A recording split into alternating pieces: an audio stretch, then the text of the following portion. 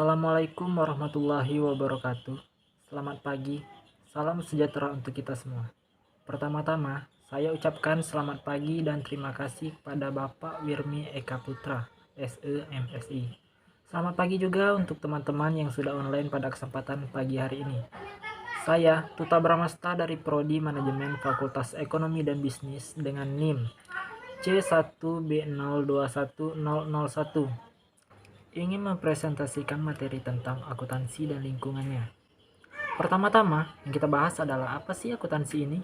Nah, akuntansi ini adalah proses mengidentifikasi, mengukur, dan melaporkan informasi ekonomi untuk memungkinkan adanya penilaian yang jelas dan tegas bagi mereka yang menggunakan informasi yang berkaitan. Oke, selanjutnya yang kita bahas adalah karakter sebuah perusahaan. Secara umum, perusahaan adalah suatu organisasi yang memiliki sumber daya seperti bahan baku dan tenaga kerja yang diproses untuk menghasilkan barang maupun jasa yang akan dijual kepada pelanggan. Nah, pelanggan di sini dapat berupa individu maupun perusahaan lain yang membeli barang atau jasa yang ditukarkan dengan uang maupun barang yang mempunyai nilai yang berharga.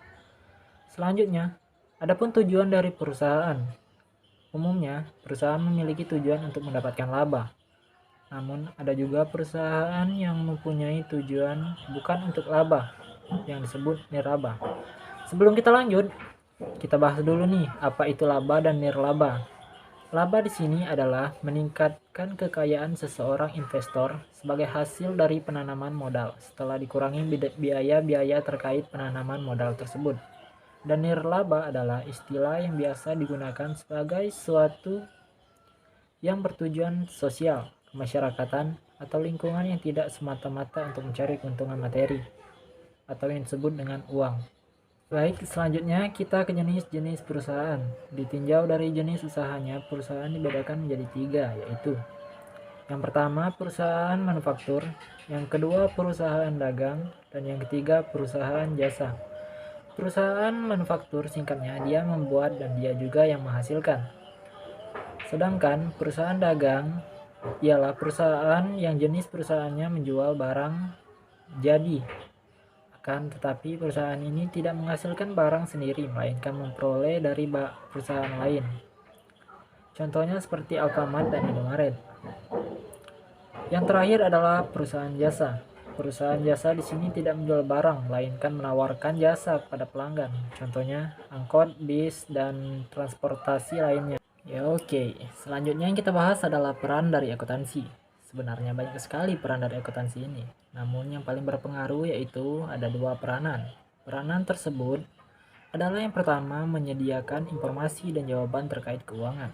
Dan yang kedua, sebagai alat pengontrol dan pengendali keuangan. Selanjutnya ada double entry bookkeeping.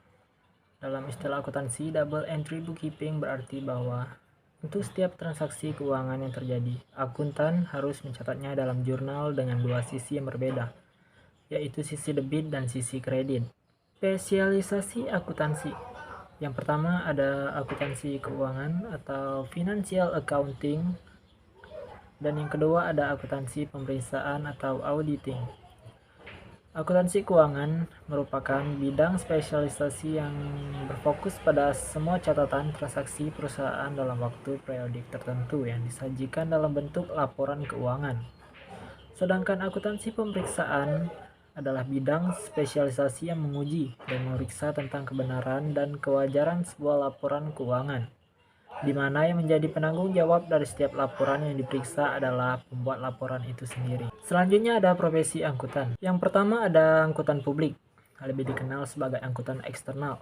Profesi angkutan ini bekerja secara independen dalam memberikan jasa-jasanya. Karena bersifat independen, angkutan publik biasanya memiliki kantor sendiri dan menawarkan jasa-jasanya kepada masyarakat umum.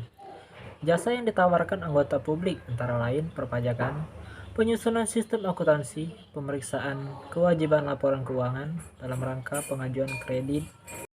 Yang kedua ada akuntan pemerintahan. Seperti namanya adalah seseorang yang bekerja di lembaga pemerintahan, yaitu lembaga seperti Badan Pemeriksaan Keuangan atau BPK dan Badan Pengawasan Keuangan dan Pembangunan BPKB.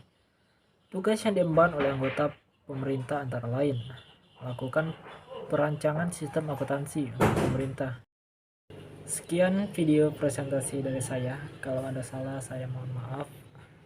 Saya akhiri. Wassalamualaikum warahmatullahi wabarakatuh.